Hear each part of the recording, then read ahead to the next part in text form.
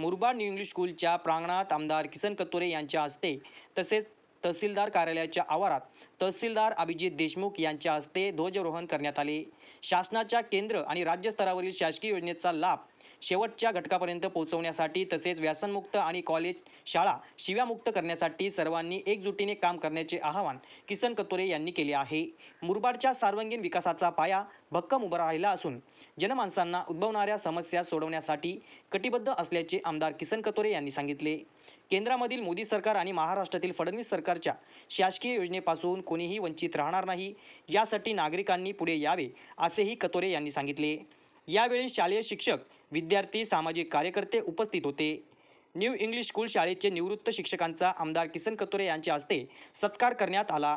यावेळी प्राध्यापक Padvi sir, Pawar madam, Karale sir, Patil sir, Godambe sir, Jadhav sir, Bhalerao sir, Badgujar sir यांच्यासह अन्य शिक्षक उपस्थित होते।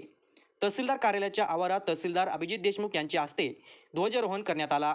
मुरबाड पोलीस ठाण्याचे वरिष्ठ पोलीस निरीक्षक संदीप गीते व त्यांच्या सहकाऱ्यांनी ध्वजाला मानवंदना दिली। तहसीलदार अभिजित देशमुख, अमोल शिंदे, श्रीमती बांगर, नायब तहसीलदार, वरिष्ठ पोलीस निरीक्षक संदीप गीते यांच्या हस्ते स्वतंत्र सैनिकांच्या नातेवाईकांचा सन्मान करण्यात आला।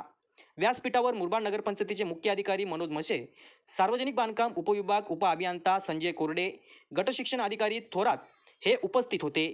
यावेळी सामाजिक राजकीय स्तरावरील नागरिक मोठ्या संख्येने उपस्थित होते।